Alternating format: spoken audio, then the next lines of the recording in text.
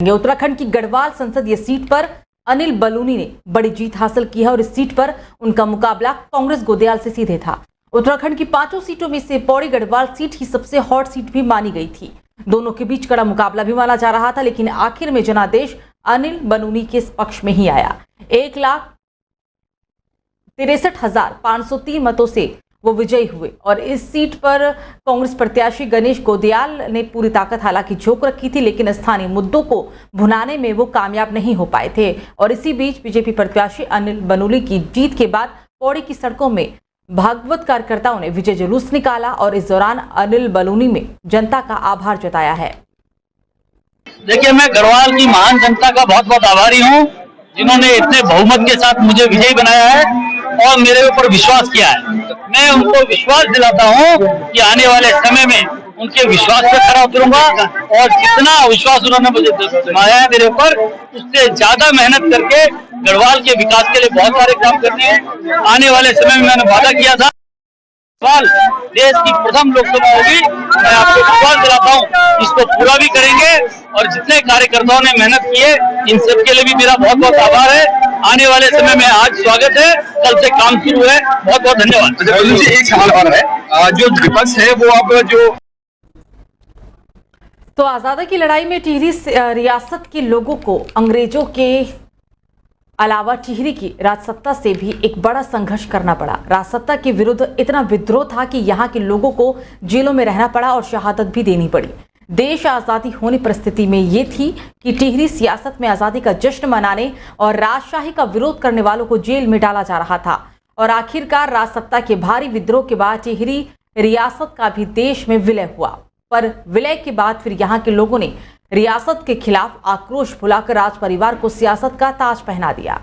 बता दें कि 1952 के पहले चुनाव निर्दलीय प्रत्याशी राजमाता कमलेदुवती शाह को टिहरी के लोगों ने संसद में भेजा और अभी तक 12 आम चुनाव और एक उपचुनाव में टिहरी के लोग राज परिवार के सदस्यों को सांसद चुन भी चुके हैं।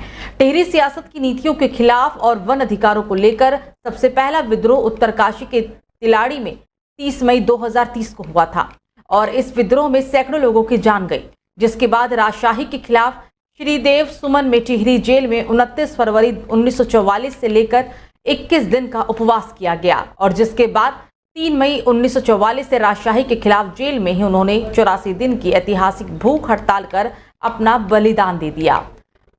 सुमन की शहादत के बाद राजशाही के खिलाफ आंदोलन और भी तेज हो गया था।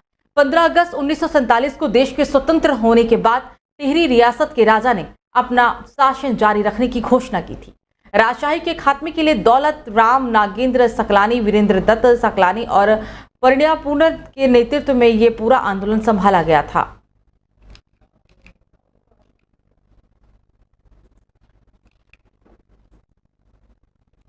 चलिए खबरों में आगे बढ़ेंगे। लोकसभा चुनाव के परिणाम देश भर में कांग्रेस के लिए भले ही उत्साहवर्धक हो, लेकिन उत्तराखंड में ऐसा कुछ भी नहीं हुआ है। दरअसल प्रदेश कांग्रेस अध्यक्ष करण माहरा ने कहा है कि प्रदेश में भले ही कांग्रेस को आशातीत परिणाम ना मिले, लेकिन पार्टी ने पिछले लोकसभा और विधानसभा चुनाव की तुलना में अच्छा प्रदर्शन जरूर किया है। पार्टी के मत प्रतिशत में काफी वृद्धि भी हुई है। प्रदेश कांग्रेस अध्यक्ष करण माहरा ने एक बयान में कहा है कि पार्टी लोकसभा चुनाव में मिले जनादेश का स्वागत करती है और देश की प्रबुद्ध जनता का आभार भी प्रकट करती है। उन्होंने कहा कि पूरा चुनाव प्रचार में प्रधानमंत्री नरेंद्र मोदी और उनकी पार्टी के नेता 10 साल के कार्यकाल में कोई भी विकास का काम नहीं गिना पाए और लगातार जनता को भ्रमित करने वाली भाषणबाजी करते ही रहे।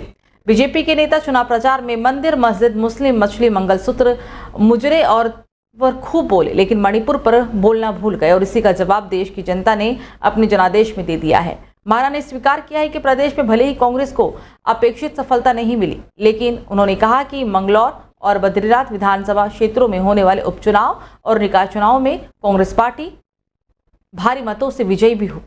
नेता प्रतिपक्ष यशपाल आर्य ने कहा कि बीजेपी ने अपने पिछले 10 सालों के कार्यकाल में कोई भी ऐसा काम नहीं किया जिस पर देश की जनता को गर्व हो। महंगाई और बेरोजगारी चरम पर रही है।